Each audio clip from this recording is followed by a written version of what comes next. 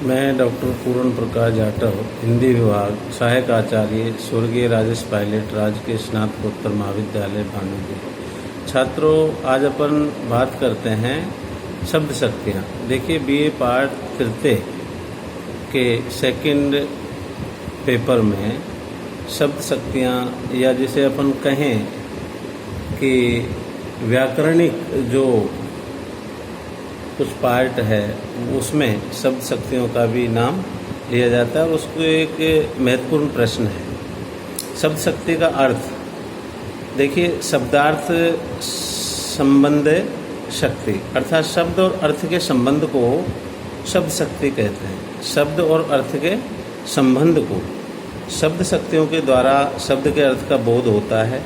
शब्द शक्तियों के द्वारा शब्द के अर्थ का बोध होता है। अतः शब्द शक्ति को निम्न प्रकार परिभाषित कर सकते हैं। जैसे शब्दों के अर्थों का बोध कराने वाले व्यापार शब्द शक्ति कहलाते हैं। शब्द शक्ति के तीन भेद हैं, तीन प्रकार हैं।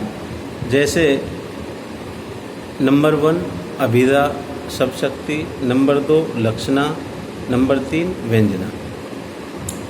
इन तीनों से संबंधित तीन प्रकार के शब्द होते हैं। देखिए, अभिधा में वाचक प्रमुख,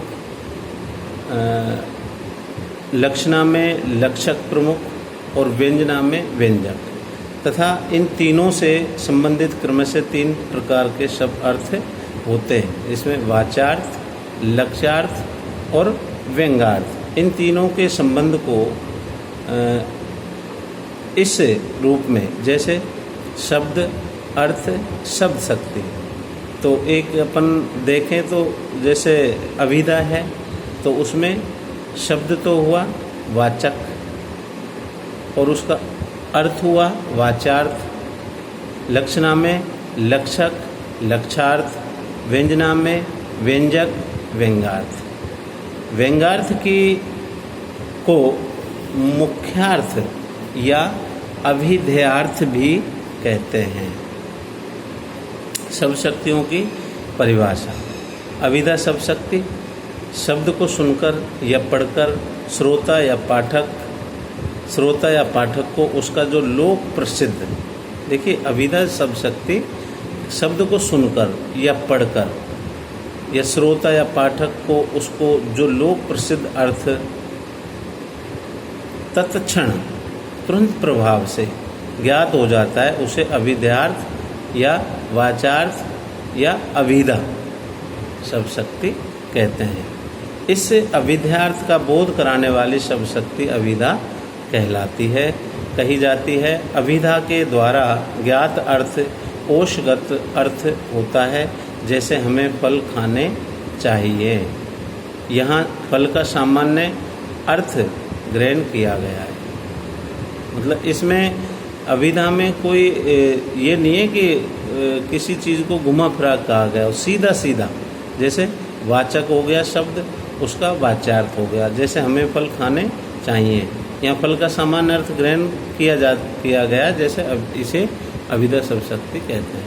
लक्षणा में मुख्यार्थ में बाधा उपस्थित होने पर मुख्यार्थ से संबंधित जो अन्य अर्थ रूढ़ी अथवा प्रयोजन के आधार पर ग्रहण किया जाता है, उसे लक्ष्यार्थ कहते हैं। लक्ष्यार्थ का बोध कराने वाली शब्द शक्ति लक्षणा शब्द शक्ति कहलाती है। जैसे मोहन गधा है, उदाहरण के तौर पर मोहन गधा है। इस वाक्य में गधा शब्द का लक्ष्यार्थ कहाँ हो रहा है? मूर्ख। यह अर्थ इसलिए ग्रहण किया गया क्यों गधे का मुख्यार्थ एक जानवर यहाँ बाधित हो रहा है। ये अर्थ एक विशेष प्रयोजन के आधार पर ग्रहण किया गया है, अतः यहाँ लक्षणा शब्द शक्ति है। व्यंजना शब्द शक्ति अभिधा और लक्षणा के विराम ले लेने पर, अभिधा और लक्षणा के विराम ले लेने पर एक विशेष अर्थ ध्वनित होता है, उसे व्यंग्यार्थ कहते हैं। मतलब उसका अलग ही एक वो निकलता है, व्यंग्यार्थ जिसे कहते हैं। व्यंग्यार्थ का बोध कराने वाली शब्द शक्ति को व्यंजना शब्द शक्ति कहते हैं। जैसे उसका घर गंगा में है, घर उसका गंगा में नहीं है। इसका ये नहीं है कि घर गंगा के बीच में उसका घर है। यहाँ घर गंगा में नहीं हो सकता। अतः अर्थ ग्रहण किया गया है कि घर गंगा के निकट है, तटवर्ती है, उसके किनारे पर है, गंगा के किनारे पर है, तट पर है, तथा इससे ये भी ध्वनित हो रहा है कि घर में गंगा जैसी पवित्रता है।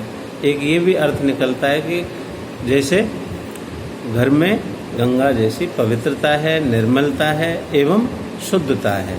ये ध्वनित होने वाला अर्थ ही व्यंग्यार्थ है तथा व्यंग्यार्थ ग्रहण करने से यहाँ व्यंजना सब शक्ति है। Thank you.